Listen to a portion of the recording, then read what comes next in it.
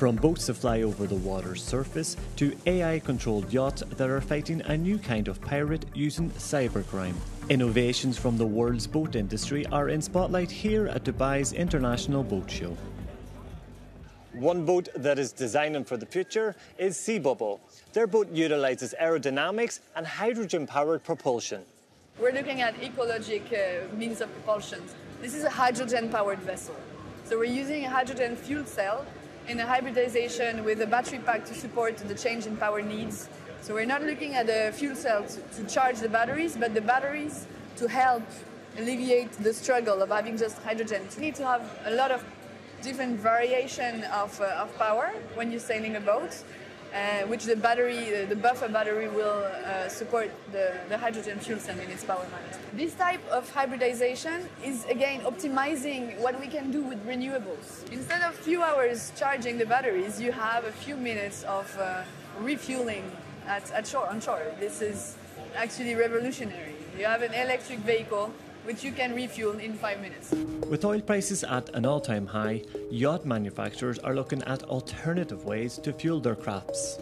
Sunreef's Eco 80 is charting a sustainable way for solar-powered yachts. You use a car in different way what you use a boat. In the car you go fast, you go slowly, you stop, you start again. In the boat is different. When you go from one point to second point, you use, maybe you go 6 knots, you sail maybe 1 hour, 2 hours or 3 hours or 1 day in the same limit. Generally it is good for the battery, why you will not have these peaks for the heating of the battery.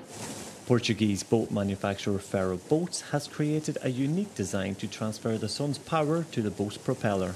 It's the first fully self-sustainable solution in the world. If you take the set anywhere in the world, you don't need anything else.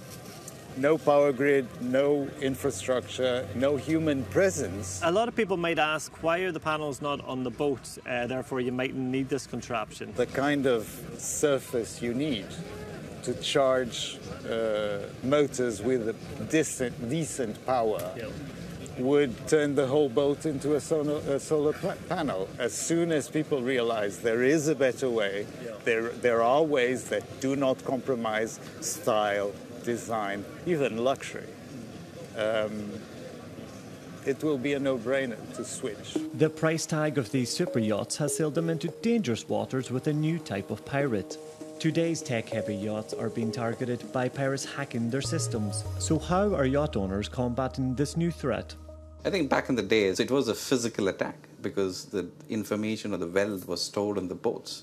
And the pirates used to be on the boats to take that wealth, whether it's gold or it could be any kind of commodity. But today, things have changed. So the pirates need not to be on the boat. So it's all a virtual warfare which is happening because your wealth is also not physical, it's virtual. So you don't really need to have, a physical presence to kind of get that money out or get that wealth out. Given a right moment when the malware or the adversaries have a full control, that's when the nature ransomware can also kind of multiply, right? If they take a control of the whole ship, which means that they make you immobile, then to get out of this, so you probably be paying $10 million or excess of that. So they just look for maximum control, which can result in maximum outcome. It's a timely conversation. The world's cybersecurity experts gathered at this year's GISEC conference in Dubai, where experts discussed the profile and motivation of hackers.